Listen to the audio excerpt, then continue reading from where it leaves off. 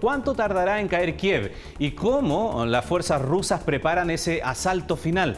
La toma de la capital no ha ocurrido porque la defensa es férrea y heroica de los ucranianos o responde más bien a una estrategia de asfixia gradual diseñada por Vladimir Putin y su alto mando. Lo conversamos con el teniente coronel Rodrigo Gallardo, profesor de la Academia de Guerra del Ejército. Gracias por estar con nosotros. Buenas noches, Ramón. Buenas noches. Apoyémonos en la conversación siempre con nuestra pantalla gigante aquí, actualizando algo que hemos estado mostrando varios días, que es el avance de las tropas. Este es actualizado al día de hoy.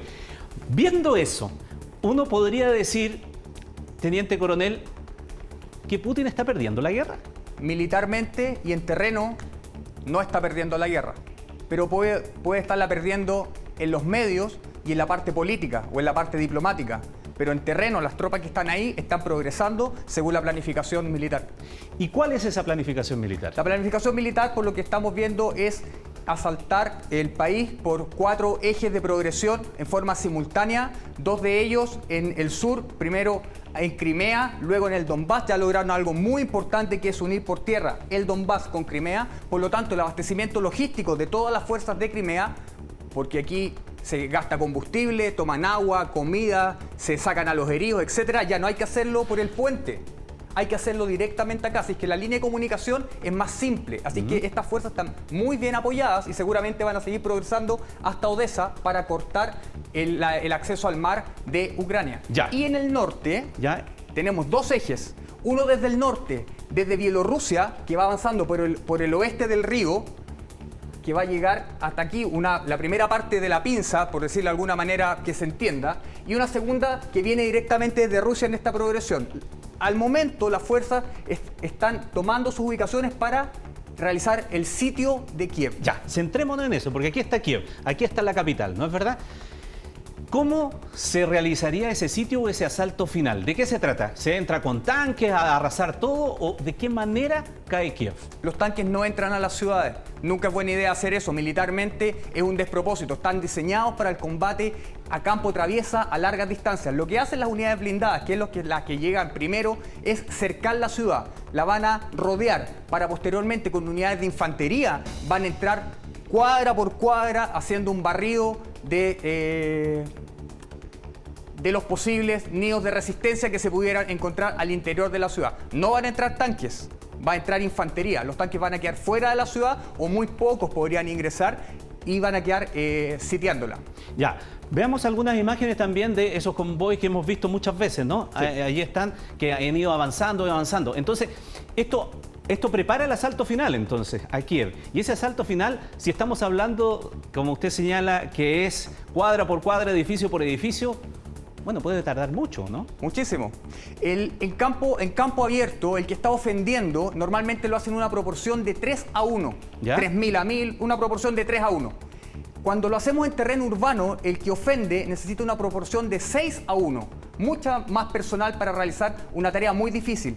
Y si llegamos a una situación de insurgencia, que podría ser lo que sea la continuación de esta guerra, esperemos que no sea así, es de 10-1, necesita mucho más personal para controlar. Por lo tanto, lo que nosotros creemos es que las unidades blindadas van a acercar las ciudades, se va a producir el sitio de Kiev y posteriormente pueden esperar ahí muchísimo tiempo. Sarajevo, que es el ejemplo más cercano, estuvo sitiado 3 años por los serbios, sin gas, sin electricidad. Ahora, bueno, es un buen ejemplo porque si nos vamos hacia la Segunda Guerra Mundial, bueno, es en el caso ruso, pero Stalingrado también estuvo sitiado mucho tiempo y es muy épica la resistencia que puede haber allí. ¿Los ucranianos están en capacidad de resistir tanto tiempo en una ciudad sitiada como Kiev? Ninguna. Su preparación militar es muy diferente a lo que teníamos en el ejército alemán, el mejor ejército del mundo de la época, versus el ejército ruso, el ejército más grande de la época. Estamos hablando de otra cosa. Se va a tener algo más de similitud con Sarajevo. Lo que estábamos viendo allí en pantalla es las defensas que han puesto también la población civil. Ahora, cuando se sitia una ciudad, ¿qué es lo que hace la estrategia militar? Le dice a los civiles que salgan, se le hace un corredor para que salgan y solo enfrentarse a las fuerzas militares, pero aquí estamos viendo que parece que los civiles también están dispuestos a resistir. Vamos a tocar un punto muy relevante. Los corredores humanitarios que se acordaron van a cumplir 2 finalidades. La primera de ellas es, con la ciudad cercada, el sitio ya más o menos realizado, se le va a dar la oportunidad a todo civil para salir de la ciudad. Así es que los civiles van a abandonar la ciudad. Y en ese minuto se va a poner a prueba verdaderamente la capacidad de combate, la moral del pueblo ucraniano. Porque el personal que está ahí va a tener la posibilidad de dejar Kiev. El tema es que otros se van a quedar y van a ser combatientes. Cuando el cerco se cierre y el personal civil abandone Kiev, los que quedan adentro, los rusos, van a entender que son combatientes, van a entrar a combatir con ellos. Así que esas imágenes van a ser dramáticas, ojalá que no ocurriera, pero va a ser así, los sitios son así. Por una parte, los rusos se muestran que son capaces de sacar a los civiles de la zona de guerra y lo que va a pasar después es el asalto a Kiev. Ahora, lo que va a pasar es que el asalto a Kiev no va a ser inmediato, se puede demorar meses con el personal adentro. Por lo tanto, va a ser la prueba para la capacidad de combate y la moral del pueblo ucraniano que se está defendiendo. Apoyémonos nuevamente en nuestra pantalla gigante para otra gráfica que dice relación un poco con lo que estábamos conversando, esto de los corredores humanos. Se ha estado negociando dentro de las conversaciones que ha habido. ¿Qué es un corredor humano y cómo funciona? Es lo que queremos mostrar en esta gráfica un poco. Se supone que es una circulación segura, que es libre de ataques y en donde también hay ayuda humanitaria. Ayuda humanitaria que la entrega incluso también el agresor. Por supuesto que sí. El agresor se va a mostrar prestando ayuda a los civiles. Les va a cooperar a los civiles ucranianos y los civiles ucranianos podrían reaccionar incluso en forma violenta contra ellos. Ellos no van a reaccionar en forma violenta, los van a ayudar a salir. Porque lo que necesitan las fuerzas rusas es que salgan los civiles. Porque mientras más civiles salgan, significa que menos combatiente o menos resistencia va a haber adentro de la ciudad. Por lo tanto, va a ayudar a que salga. Circulación segura, libre de ataque, ayuda humanitaria, seguro, pero eso tiene un fin. Y cuando eso se acabe, los que están adentro pasan a ser combatientes. Veamos la relación de fuerzas. Algo hemos dicho durante estos días, pero es bueno reiterarlo, precisamente cuando las informaciones, en esto que decíamos un poco al principio, ¿no es verdad? La guerra también es de información y la primera víctima es la verdad. Y desde ese punto de vista, claro, hacia Occidente, la defensa ucraniana se ve como heroica. Incluso uno podría interpretar que de pronto esto se puede revertir. Pero estos son los fríos números, ¿no? Para ver, por ejemplo, algunas cosas. Los presupuestos son 10 veces más. Las tropas activas, 200.000 soldados versus 900.000 soldados profesionales. De ahí tenemos todos los reservistas que hay que sumarle. Los tanques, 2.596 de Ucrania, 12.420 los rusos. Y los helicópteros de ataque, 34 contra 544. Solo por dar algunas cifras, teniente coronel. No tiene posibilidad Ucrania, ¿no? En mi trabajo de Estado Mayor, que es lo que hacemos en la Academia de Guerra de todo el mundo, las academias de guerra se enseña la asesoría. La asesoría tiene que ser realista y sincera. Yo te tengo que hablar con la verdad. La cantidad de fuerzas es una cosa. No toda esta fuerza rusa puede actuar al mismo tiempo en el teatro de operaciones. Por supuesto que no. No hay 900.000 soldados porque desplegaron solo 200.000. Y Ucrania también tiene más o menos 200.000. Pero de a poco esos soldados van a ir ingresando y van a ir saturando el terreno. Van a ir copando. Copar y saturar. Esa es la estrategia que están haciendo y nosotros lo vemos en el mapa. Van progresando, primero muy rápido y ahora lento, lento, sobre las ciudades, las cuales van a ser sitiadas. Una cosa es el poderío militar y otra cosa es cómo se dispone, cómo se desarrolla la estrategia y eso está guiado por ¿cómo se llama esa unidad? El Estado Mayor. El Estado Mayor. El cerebro de un ejército. Ya, y en ese caso, en esta comparación que estamos haciendo, ¿qué es lo que se puede decir? Se puede decir que las fuerzas ucranianas se enfrentan con uno de los ejércitos más preparados del mundo, con cientos de personas monitoreando el movimiento de las tropas, con satélites, con información en tiempo real, con drones, y esos son los que no están en terreno. Los que están en terreno también son tropas profesionales, soldados con experiencia, pero los que están en el Estado Mayor, esos sí tienen experiencia. Esos tienen 30 o 40 años de experiencia en guerra, son generales, coroneles, mayores, capitanes, etcétera, con cursos de Estado Mayor. El curso de Estado Mayor es tremendamente importante porque los hace planificar, lo que estamos viendo más o menos en pantalla. Todos siguen la operación desde distintos puntos de vista, la inteligencia, la logística, el personal. Está todo monitoreado. La máquina de guerra está armada. Esto es un ejército profesional. No solamente el personal que está en tierra, que también son profesionales. Pero esto es lo más peligroso, el Estado Mayor, que está detrás de esto.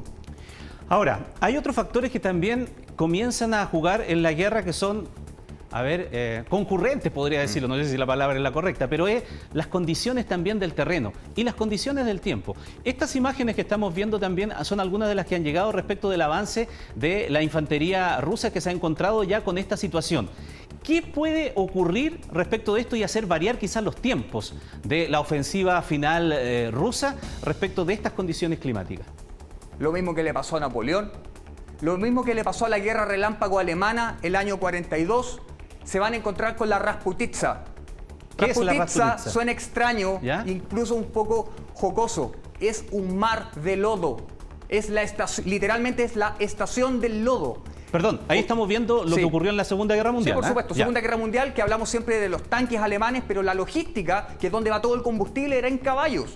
Por lo tanto, había que moverla por esos terrenos fangosos. Mira esos camiones del año 40 empantanados en el barro. ¿Qué está pasando ahora? Nosotros estamos en el hemisferio sur. Por lo tanto, está bajando nuestra temperatura. Ellos están con nieve en el hemisferio norte. La temperatura está subiendo, se está derritiendo. Cuando la nieve se derrita, eso que está ahí, que es terreno más o menos sólido, va a ser un mar de fango. Por eso la operación había que lanzarla ahora y no después. Un mes más, esto va a ser un mar de fango. No adecuado para las tropas blindadas y para la infantería con dificultad de movimiento. Esto es un aspecto militar esencial que lo ve el Estado Mayor, lo piensan, lo planifican. Cuando hablamos del Estado Mayor hay cientos de personas planificando la operación y este es uno de los aspectos más importantes, el tiempo atmosférico. Teniente coronel, última cosa, referente a el líder, no estoy hablando de Putin, el líder ucraniano, que comunicacionalmente se maneja muy bien y que sin duda para Occidente está apareciendo como todo un referente y un héroe. Hay información que señala de algunos medios internacionales que ya las fuerzas de inteligencia ucraniana han sorteado 3 intentos de asesinato del presidente ucraniano. Eso es lo que se dice en esa información. Más allá de si eso es verdad o no, ¿qué significa eliminar al líder, en este caso, si es un objetivo militar en una guerra de estas características? Es un objetivo militar. ¿Y por qué? Porque es el conductor estratégico, es el conductor político de la guerra. Por lo tanto, es un objetivo válido. No es un asesinato, es un objetivo militar. Si es efectivo que el general ruso que está en los medios de prensa fue dado de baja por un francotirador ucraniano, eso no es un asesinato. El general es un objetivo militar. Ya. Y eso que caiga era un militar de alto rango, ¿no? El general si es que es verdad, si no estamos siendo parte de una operación de información, porque la guerra incluye las informaciones. Claro, las informaciones no van por el lado, las informaciones también se planifican. Estados Unidos, el año 91, coloca a los periodistas sobre los tanques y transmiten en vivo para que las fuerzas iraquíes puedan ver eso. Entonces, es sumamente relevante. La información es parte se planifica. Muy bien, Teniente Coronel Gallardo, muchísimas gracias por su presencia hoy día aquí en Tele 13 para ver este otro aspecto y entenderlo de mejor manera. Muchísimas gracias. Gracias, buenas noches.